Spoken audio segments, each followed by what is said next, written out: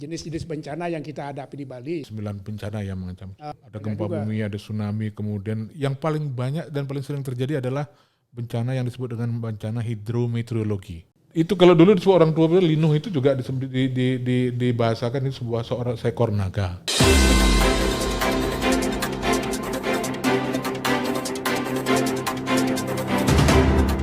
Saudara-saudara sekalian, bertemu kembali dengan NBC, Narayana Bali Channel.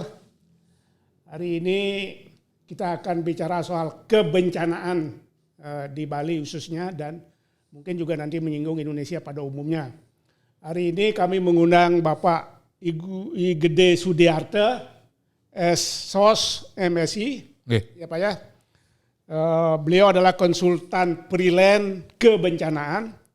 Dan baru-baru ini juga beliau saya dengar membentuk forum pengurangan risiko bencana. Forum pengurangan risiko bencana dan Pak Gede adalah sebagai ketua forum. Saudara-saudara sekalian, kita akan ngobrol dengan beliau yang sudah ada di depan saya mengenai berbagai hal yang mungkin kalau saya baca biodata beliau saya lihat terlalu banyak bukan pendidikan istilahnya kursus-kursus kebencanaan di luar negeri. Jadi beliau juga pernah ke Hanoi, ke Bangkok, Manila, Melbourne, Australia, Kelantan, Malaysia, mana lagi ini, dan beberapa negara lain, Pak ya, Pak Gede. Ya itu yang ditulis itu yang baru diingat, Pak. Yang baru diingat. Yang baru diingat. Bagaimana Pak Gede, sehat ya? Astagfirullah Pak ya, Narayana. Sehat. Kemudian anak-anak berapa sekarang? Anak masih 4, ibu masih 1. Okay, masih 1 dan semoga tetap 1. Pak Gede masih lebih muda dari saya, lebih muda dan mungkin bisa mencari ibu lagi gitu maksudnya. Dari face mungkin saya lebih tua daripada Bapak karena liunan bakat kenahang gitu. Terlalu banyak berpikir gitu. Lebih muda, tahun 64 baru lahir loh. Saya 63 sudah SMP itu deh. Saya 63 sudah SMP, beliau lahir berapa ini? 64 Pak. 31 Desember tahun 64. Baik Pak Gede, kita ngobrol-ngobrol karena Bapak di kebencanaan, ini susah sekali saya bilang ngomongnya. Bapak saya dengar juga pernah di PMI ya? Betul. Di mana aja PMI itu Pak? Saya bekerja di PMI kurang lebih 30 tahun. Oh 30 tahun. 30 tahun ya. Dari awal PMI karir saya ya. Dari awal karir saya di kebencanaan itu mulai dari PMI. Mana Pak? Di mana? Dari PMI Kabupaten Badung sampai ke PMI Provinsi. Sampai terakhir ke PMI Pusat juga. Oh provinsi juga? Ya, provinsi dan ke pusat. Jabatan di PMI apa Pak? Terakhir saya di Provinsi Bali saya menjabat sebagai Kepala Markas. Oh, iya. Terus yang waktu di pusat saya bertugas sebagai konsultan di sana. Di pusat. Oh konsultan. Nah, karena Bapak Pak Gede sebagai konsultan, pengetahuan apa yang dipelajari sebagai konsultan? Soal bencana, soal ini apa, pengetahuan apa yang ada di bencana? Tapi Pak Narayana perlu saya sampaikan begini. Ketika Pak Narayana mengundang saya untuk diskusi di channel ini, saya merasa diri saya bangga sekali, senang. Karena apa? Jarang yang mengundang saya untuk berbicara masalah bencana. Karena bencana ini adalah hal topik yang tidak seksi Pak. Sama sekali tidak seksi. Saya tertariknya begini Pak. Kalau tidak salah Pak pernah di media sosial apa di mana saya baca bahwa di Bali akan ada forum atau rapat istilahnya apalah. Forum besar. Ya di Nusa Dua ya. Yang mendatangkan banyak orang lah ke sini. Betul. Orang. Ya, nanti kita seksi lain berikutnya kita bicara soal itu Pak. Jadi kalau ngomong masalah bencana tidak banyak yang mendengar dan tidak banyak yang mau mendengar gitu. Karena ketika kita ngomong bencana seolah-olah saya menakut-nakuti bahwa akan terjadi bencana. Ini hal yang perlu saya klarifikasi dan ini tugas saya untuk menebar virus, bukan virus corona, tidak, menebar virus baik untuk menyadarkan masyarakat bahwa bencana ini selalu mengintai kita. Dan bencana selalu ada di sekeliling kita. Selalu suatu saat pasti akan terjadi. Biar kita lebih waspada. Betul, waspada dan istilahnya dalam bahasa manajemen bencana, kapanpun bencana terjadi kita harus siaga. Tetapi tidak perlu takut dengan bencana. Tetapi bagaimana kita membangun kesiapsiagaan bencana di daerah kita. Mulai dari hal yang terkecil dari rumah sampai ke daerah yang lebih luas.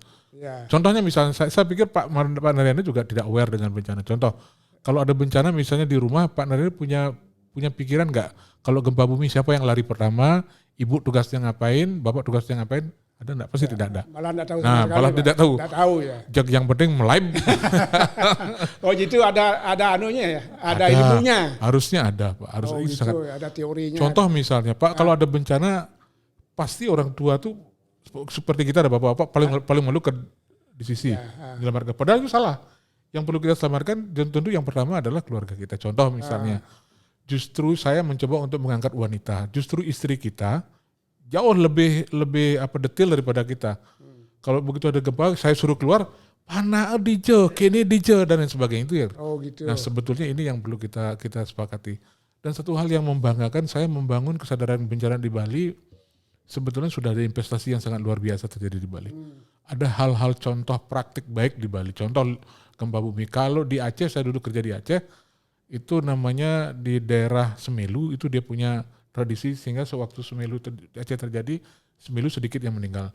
Tapi kita di Bali sebenarnya ada, namanya Lino. Ketika ada Lino kita bilang hidup-hidup.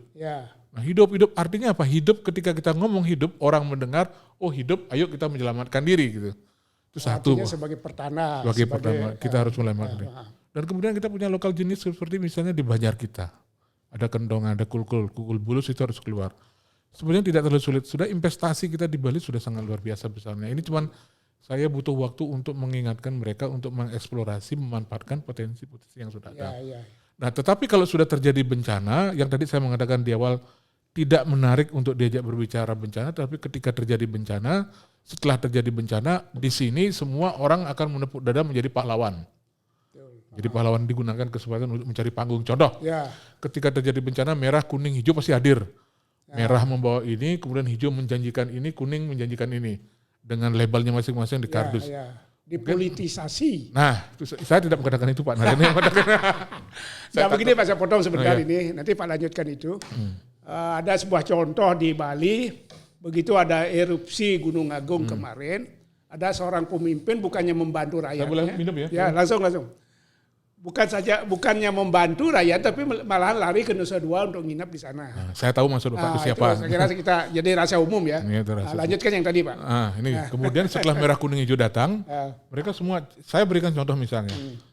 Mereka datang membawa 3 buah kardus dus supermi.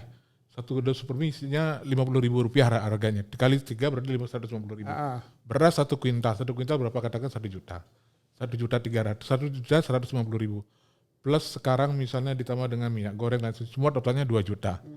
Dia datang ke sana membawa barang senilai 2 juta.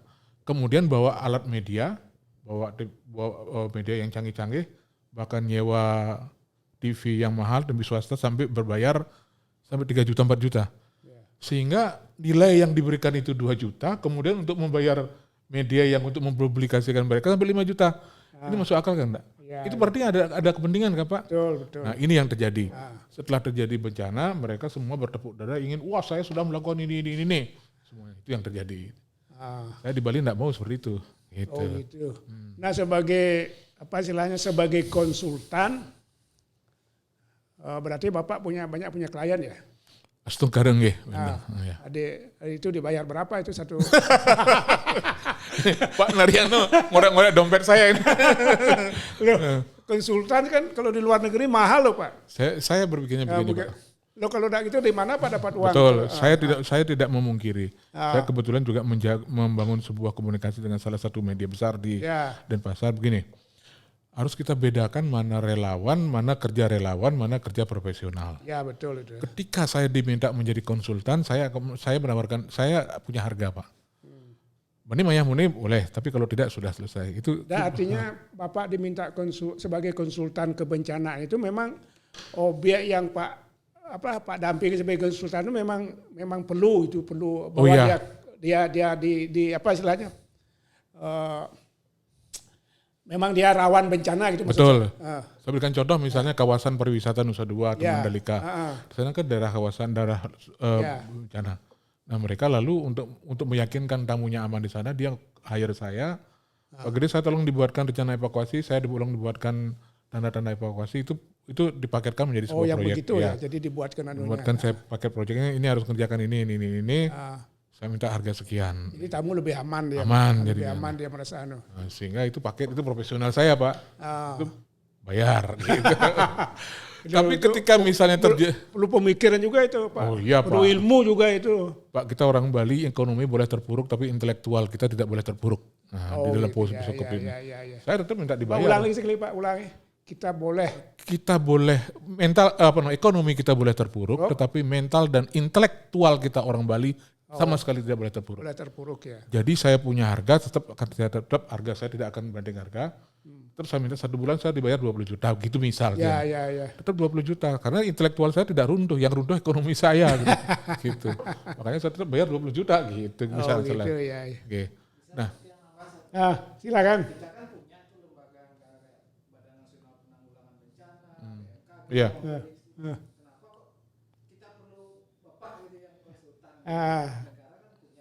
Ya, kalau bukan hanya bencana, semua sektor juga pemerintah punya, tetapi kebencanaan juga punya, semua punya. Tetapi dalam hal berkaitan dengan membangun hal yang profesionalisme, tentu profesionalisme ini yang harus dibayar. Kalau ilmu pengetahuan, misalnya kita kalau pemerintah kan tidak hanya melulu memikirkan bencana saja, banyak hal yang harus dipikirkan. Provinsi Bali misalnya sekarang, jadi pemikiran COVID saja enggak, COVID juga harus dipikirkan, kemudian dampak yang lain harus dipikirkan. Nah ini juga bencana juga begitu. Kita punya BNPB, kita punya BPBD. Mereka juga tidak mampu berpikir sampai pada hal yang detail. Nah, di sanalah diperlukan kehadiran dari seorang konsultan. Jangan ditutup Pak, kalau itu ditutup saya tidak dapat pekerjaan. Saya tidak dapat kerjaan nanti.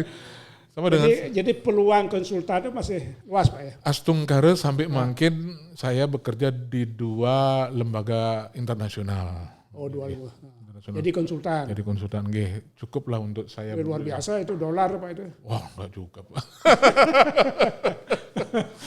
Ya di dunia yang di keadaan seperti ini ada yang seperti itu kan Astungkare disyukuri Pak. Nah di sanalah tempat saya. Nah itu profesional. Tetapi ketika daerah kita misalnya terjadi bencana, saya tidak akan pernah menunggu siapa-siapa. Saya harus berjalan. Saya harus menuju tempat. Jadi bagaimana Pak bisa membedakan Pak sebagai konsultan, Pak sebagai ketua forum RB. Apa istilahnya tadi?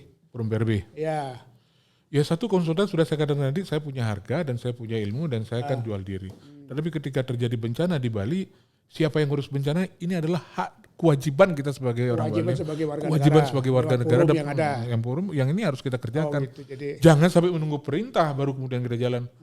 Apakah Bapak Gubernur baru ada bencana beliau ingat menugaskan saya? Belum tentu. Pasti beliau banyak hal yang dipikirkan. Nah kita sebagai warga negara yang punya pengetahuan tentang kebencanaan, itu panggilan saya untuk datang ke sana mengajak teman-teman, ayo kita datang ke sana. Nah itu di sana relawan Pak.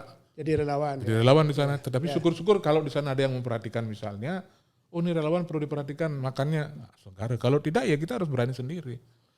Gitu. Yang saya kerjakan Astungkare sampai sekarang ini adalah seperti itu. Ya.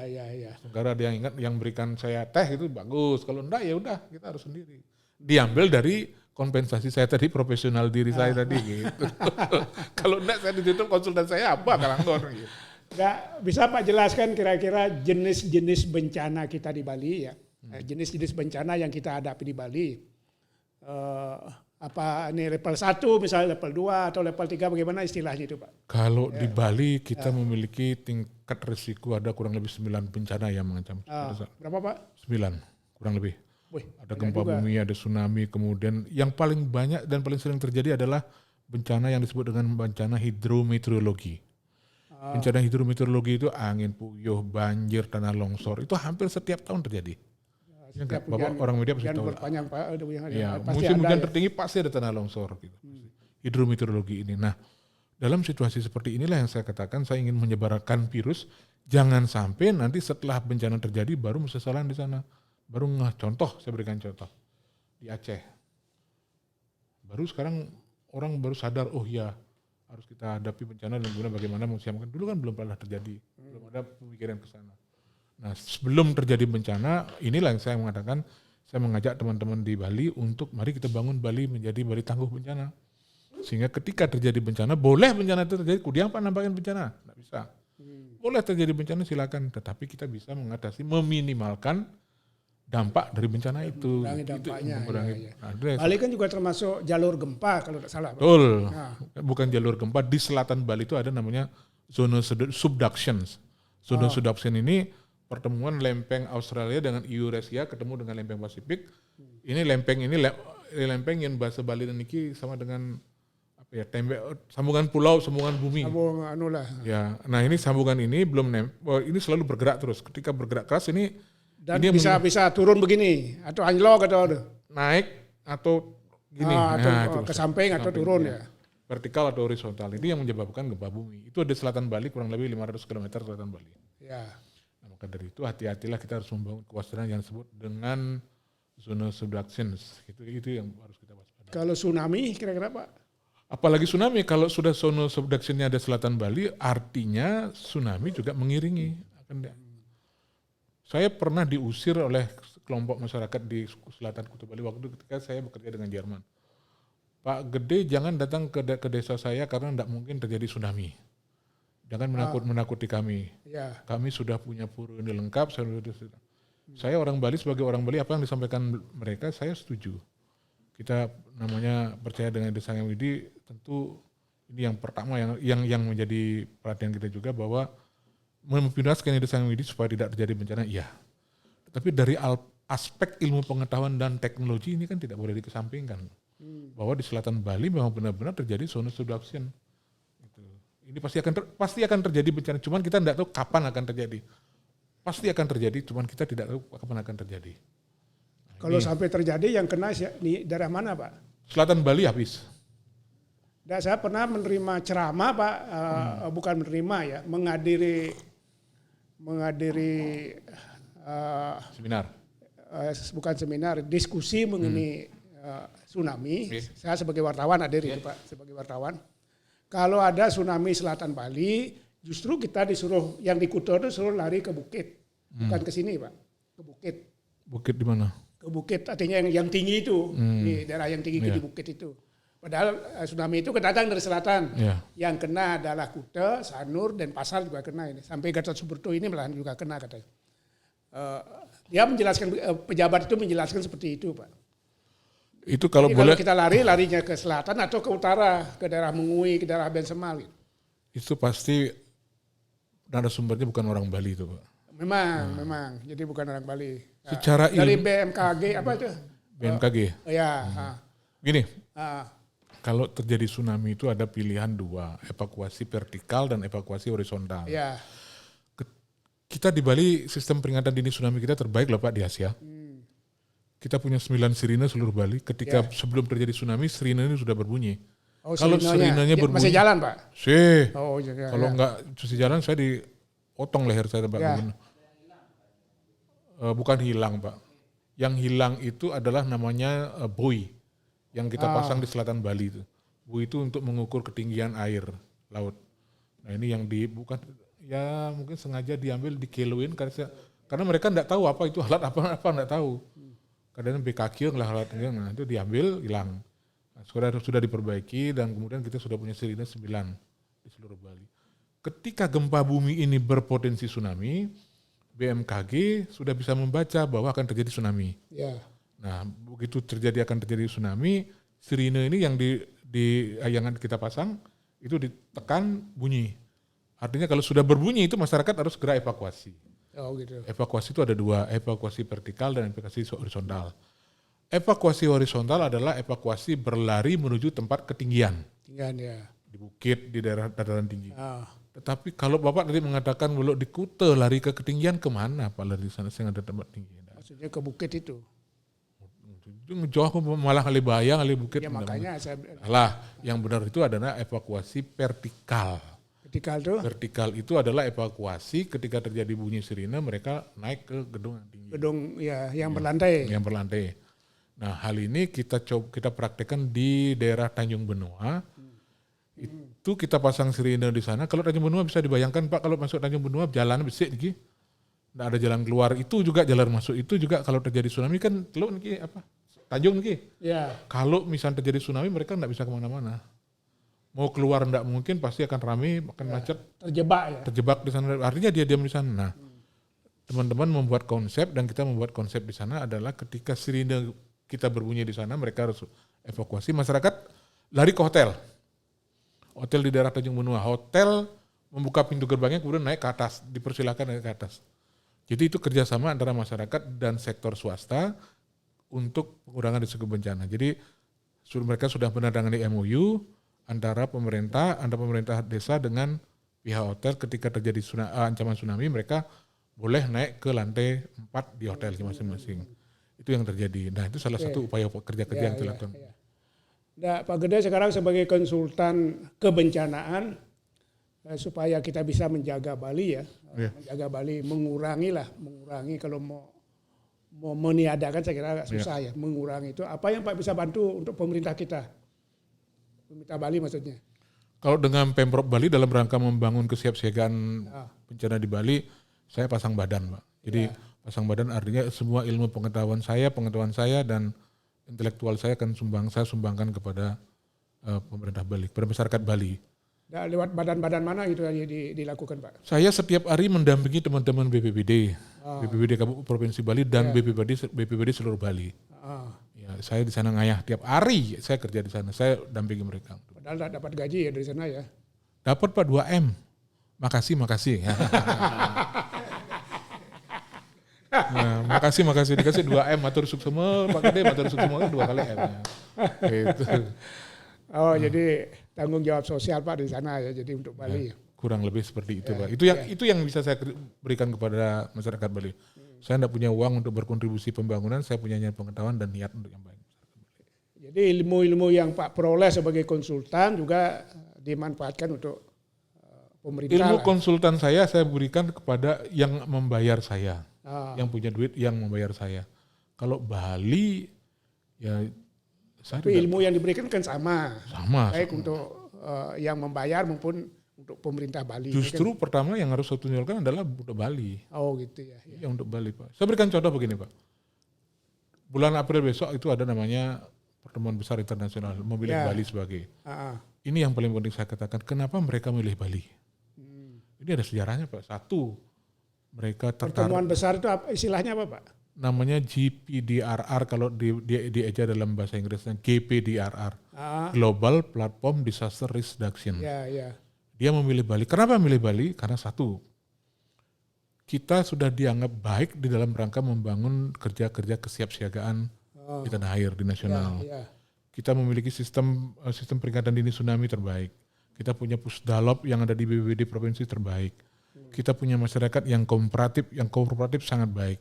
Kemudian ditambah lagi dengan pimpinan kita, maaf saya bukan kampanye Pak Gubernur, tidak.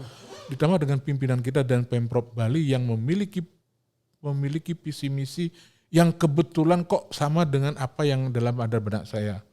Membangun ketangguhan, membangun mitigasi Bali tidak harus dengan kerja-kerja bangunan fisik. Bapak sendiri kan sudah tahu yang namanya dengan Nangun Satkertilo ke Bali. Bagaimana kita membangun, melestarikan, menyucikan Segara Lek Herti, sumber air. Satkerti. Coba kalau itu kita rusak, itu berarti hancurlah kita. Contoh abrasi. Karena kita tidak pernah memperhatikan dan merawat, menyucikan, apalagi menyucikan. Sehingga itu saking diri krode, artinya itu menjadi rusak. Kemudian lereng-lereng bukit kita warna Kerti itu dibabat habis, tujuannya tidak ngerti, akhirnya hancur, kemudian longsor. Ini yang kebetulan sinergitas saya ada di sana. Artinya Bali kalau terus dibangun mitigasi fisik, Bali ini kecil, Pak. Lalu dibangun semua beton-beton, apa yang terjadi? Tidak akan bagus. Kembali kepada pertemuan internasional tadi, Pak, berapa orang nanti hadir sih? Diperkirakan 6.000 sampai 8.000 delegasi, Pak. Besar kan? Luar biasa itu. Kapan itu Pak rencananya? Bulan Mei. Oh Mei, Januari. 193 negara. Ya. Nah ini kan membawa dampak baik kepada kita, Pak, ekonomi kita, Pak. Luar biasa, Pak, kalau sampai 6.000, 8.000. Gara-gara itu juga saya juga di-hire juga oleh international NGO untuk membantu mereka penyelenggaraan itu. Jadi Pak dilibatkan di sana dilibatkan juga sebagai konsulen juga. Nah lumayan lah ada tambahan saya. Jangan ditutup lagi konsulen saya. Wih pasti lumayan itu Pak. Angin beli uyah di Kusambo. Angin beli uyah di Kusambo. Nah, kembali kepada visi misi Gubernur Bali Pak Koster, beliau kan kalau saya simpulkan ya kita membangun alam, membangun manusia dan membangun budayanya. Ya. Yang itu anunya 3 poin itu ya. Jadi membangun alam kita yang baik sudah baik kita perbaiki lagi. Ya. Begitu manusianya harus ditingkatkan. Betul. Kemudian budaya itu banyak Pak. Apa di bidang olahraga, di bidang seni, di bidang kreativitas, macam-macam lah. Nanti Pak sebagai konsultan bencana di mana masuknya itu? Kalau dengan apa namanya visi misi itu ke semua segmen saya bisa berikan contoh. Ya. Kita di Bali ngotonin tumbuh-tumbuhan apa disebut dengan tumpak uduh. Ya betul. Kita lestarikan, kita rawat supaya menjadi subur dan kemudian setelah subur menjadi membuat kesejahteraan kita menjadi sejahtera dan pohon itu melindungi kita. Yenteng lah tumpak ubuh kita habas itu siapa yang memegang tanah? Habas malah menimbulkan bencana malah. Itulah ya sekarang bencana. Ya, maka dari itu saya setelah kerja di daerah saya dulu kerja di luar Pak, seperti CV Pak lihat. Saya kerja di Lombok, saya kerja di Aceh, saya kerja di mana-mana. Setelah saya kerja di Bali sebetulnya hal yang menarik itu yang unik itu Pak. Mitigasi yang ada di Bali yang sesuai dengan ilmu pengetahuan ada 2. Mitigasi struktural dan non struktural. Struktural ini adalah pembangunan fisik. Yang mengatasi banjir kita buat sandaran beton supaya tidak banjir, buat dam beton. Kemudian kalau misalnya ada tsunami kita buat penghalang tsunami di pinggir pantai, pakai beton juga seperti di Jepang. Nah kemudian non struktural ini banyak juga perlu duit, memberikan pelatihan. Nah kita di Bali saya tambah satu lagi, namanya mitigasi spiritual. Nah ini yang saya gaungkan. Mitigasi spiritual ini adalah ketika kita berbicara masalah spiritual Bali. Nah apa tujuan berdudus Maturang Piodalan, Maturang Mecaru? Itu kan untuk menjaga keseimbangan alam. Ketika konsep kita adalah yang berkaitan dengan konsep Trihita Karana kan, bagaimana membangun harmonisi antara kita dengan Ida Sang Hyang Widi dengan alam. Alam ini kalau sudah seimbang ini kan bagus, tidak akan terjadi bencana. Hubungkan lalu dengan Satria Loka kan, Loka Bali kan di sana. Kita jaga alam, alam akan menjaga kita. Nah itu dia. Tidak akan terjadi bencana. Tetapi saya yakin maka dari itu saya semangat di Bali begitu. Saya tidak akan banyak mengeluarkan uang, tidak perlu investor banyak, tetapi dengan visi misi Provinsi Bali itu akan saya yakin berhasil. Kita akan yang saya menjargonkan it's time Bali to be resilient. Sudah saatnya Bali akan menjadi tangguh bencana. Nah itu. Itu yang membuat saya semangat pulang ke Bali untuk membangun Bali. Pak terakhir di Lombok rasanya ya? Ya terakhir saya kerja di Lombok Pak. Di Lombok ya. Dengan federasi. Nah, kembali kepada soal bencana Pak. Bencana Bali yang paling rawan itu apa Pak? Yang paling rawan yang harus kita siaga lah gitu. Gempa bumi Pak. Gempa bumi tetap ya? Masih gempa bumi ya? Ya ditambah dengan itu tadi. Bukan Gunung Agung ya? Gunung Agung tetap juga bahaya, tapi masih kita bisa prediksi Pak. Akan meletus atau tidak sampai seperti tahun 63 kira-kira ya enggak ya. Tetapi kalau kita lelai, kita tidak membangun kesiapsiagaan untuk Gunung Agung. Gunung Agung adalah salah satu gunung yang kalau terjadi meletus itu 10 gunung terbesar di Bali kalau meletus, di dunia kalau meletus. Gitu. Jadi dampaknya paling besar nanti. Jadi gempa bumi yang paling harus kita tetap siaga dan ditambah dengan tsunami. Saya dengar gempa bumi itu jalurnya dari Buleleng sampai ke Bali Selatan itu kan Pak. Jalur itu namanya sesar Pak. Sesar itu patahan di bawah bumi. Patahannya. Yang terakhir ditemukan itu ada patahan dari Gunung Agung, di bawah Gunung Agung ke Karangasem. Sehingga daerah itu paling sering bergetar, bergoyang di sana. Kan ada patahan dan Gumin Ragergi belah gitu. Belah ya betul. Jadi kan nanti kalau belah kan pasti akan bergeser. Nah, ketika dia menemukan lagi tempatnya stabil, ngoyong. Ketika nanti dia renggang lagi bergetar lagi gitu. Itu sesar namanya yang ada di bawah. Dan yang menyebabkan lagi tutup, lagi renggang itu apa Pak? Kekuatan apa itu kira-kira? Kekuatan di inti bumi kita kan ada yang disebut dengan magma yang sangat panas. Oh gitu. Itu yang itu terus bekerja terus itu yang membuat bumi itu bergerak. Oh gitu. Nah, itu yang cero nak tua pidan kan ada linuh di bawah itu. Ya itu seperti itu. Ada linuh. Itu kalau dulu disebut orang tua linuh itu juga dibahasakan itu seekor naga. Betul naga, ya. Naga. Nah itu benar naga itu begitu hebatnya orang dulu gitu Bapak enggak Pak. Apa yang dimaksud dengan naga dulu? Apa kalau lihat di HP di selatan Pulau Bali itu kelihatan kok sambungan antara sambungan yang saya katakan di zona sebelah kan lempeng utara, lempeng selatan bersatu menyambung ke selatan Bali. Nah, kelihatan begini mengitari dari Sumatera, Jawa, Bali sampai ke Nusa Tenggara Timur. Persis naga. Oh gitu ya. Itu yang disebut dengan naga. Ilmu orang tua dulu kan lain, Pak. Telepatinya yang bermain. Kalau katanya dulu kalau naga itu kejaran nih batisnya bulunya, artinya ada linoh sedikit. Tapi kalau naga itu sampai mau balik gini, itu akan menjadi gempa besar dan kejaran berbumi. Kalau dihubungkan dengan ilmu pengetahuan teknologi benar. Ini kan sambungan ini kalau bergetar begitu itu gini dia. Nah, artinya naga itu keras berarti gumanya. Kejaran Gumi Bali gitu. Nah, kembali ke forum Pak, mungkin saya ingin tahu Pak juga membentuk forum di seluruh kabupaten ya? Ya. Nah, okay. Sekarang sudah berapa kabupaten ya? Semua kabupaten sudah kita, bukan Tiang membentuk, Tiang hanya sebagai provokator saja Pak. Oh provokator ya. Sebagai provokator. Ya artinya kan memberikan motivasi. Pemahaman kepada kabupaten. Saya berbuat sesuatu untuk baik untuk daerah saya tidak pernah ragu dan saya tidak pernah takut siapapun saya akan hadapi. Karena ini untuk baik untuk masyarakat. Ya. Walaupun saya dicemoh, walaupun saya dicaci maki, saya tidak peduli. Yang saya lihat adalah dampaknya nanti ketika terjadi bencana ada risiko yang bisa kita kurangi. Ya. Ini yang paling penting Pak. Sampai sekarang Astungkara semua kabupaten sudah mendukung dan sudah di-SK-kan oleh Bapak Bupati dan Wali Kota. Saya lihat antusias pemerintah juga bagus terhadap forum. Sangat bagus. Bahkan bagus. Ada yang Pak Gede nggak usah khawatir, semua biaya operasional forum saya yang termasuk kita di provinsi Pak. Jadi dia merasa ada manfaatnya ya. Pasti Pak. Makanya saya katakan tadi pemerintah tidak sampai bisa memikirkan sampai hal yang detail. Nanti biarkan yang aktivis-aktivis yang gila-gila ini, yang gila-gila baik ini, yang memikirkan. Mereka kan betul-betul bekerja berbasis pada relawan Pak. Ya. Anak-anak saya, staf saya di forum itu enggak ada yang minta bayaran, minta gaji, enggak ada. Kalau kita pun pergi ke daerah kabupaten, enggak ada yang minta ada uang bensin, ada uang saku, enggak ada. Semua apa istilahnya mudah-mudah saya cuan gitu.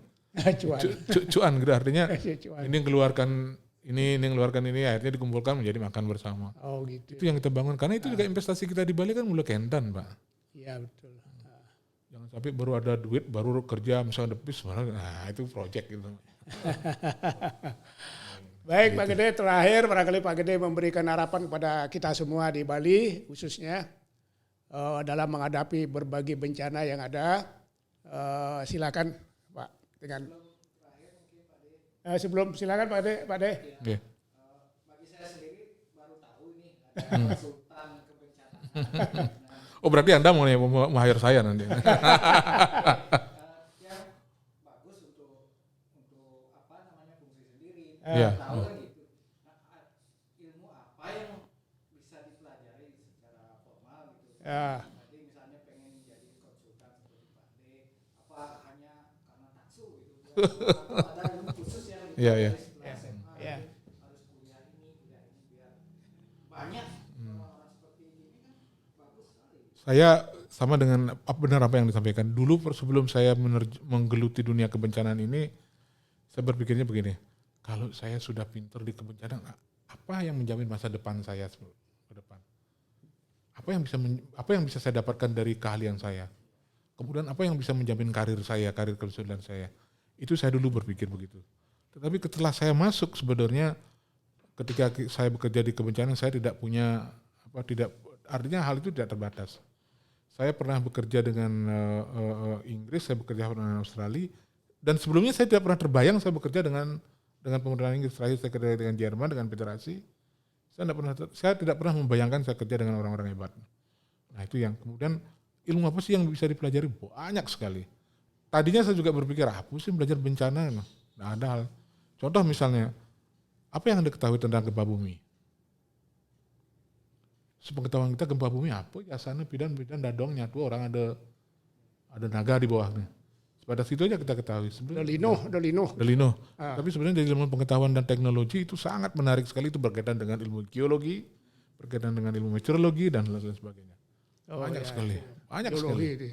Itu geologinya ada di sana. Begitu, akhirnya saya menebarkan, saya sekarang masuk ke tempat-tempat akademik.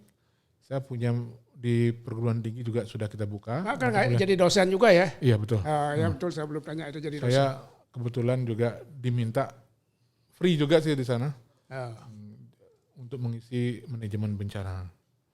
Gitu. Ada di salah satu dua perguruan tinggi besar di Bali sudah masukkan muatan lokal kebencanaan. Kebetulan saya mengisi dua-duanya. Artinya kan tidak terbatas harinya di sana, walaupun saya tidak berharap disuruh ngajin di akhir bulan, Pak Gede tolong ke kantor dulu, kan begitu. Kan begitu Pak, terus ke kantor, nggak mungkin sia-sia gitu loh. Ya. Nggak tahu, kalau itu pasti dikasih tahu. Kalau di kantor Pak Gede nanti ditanya berapa nomor rekeningnya, kan gitu. Ya. Gitu. Prinsip Pak, kerja nanti hasilnya belakang gitu. Ada lagi deh. Ya oke Pak, yang terakhir silakan Pak. Harapan Bapak kepada masyarakat kita. Ya Bapak Ibu sekalian yang bergabung atau barangkali bergabung dengan channel ini, satu, kita harus tetap membangun kesiapsiagaan mulai dari hal yang paling kecil sampai ke tingkat komunitas paling tinggi. Jangan pernah berhenti, jangan pernah bosan belajar tentang bencana. Mari kita bangun kebencanaan ini dengan dari hal yang pengabdian paling kecil sampai tingkat besar. Jangan takut dengan bencana, tetapi mari kita hidup bersama harmonis dengan bencana. Kita tahu bagaimana cara untuk mengantisipasi bencana, mengurangi risikonya. Oke, terima kasih saudara-saudara sekalian. Saya kira itu ngobrol kita dengan Pak Gede Sudiarte yang kebetulan adalah konsultan bencana. Kita baru dengar ini ada konsultan bencana. Dan beliau juga adalah forum yang ingin mengurangi risiko bencana yang ada di daerah kita di Bali. Saya kira apa yang saya perbincangkan dengan beliau tadi mudah-mudahan ada manfaatnya sehingga kita lebih waspadalah dan mengetahui bahwa di sekeliling kita setiap saat pasti ada bencana. Sekian, terima kasih. Kita tutup dengan Pramosanti Pak.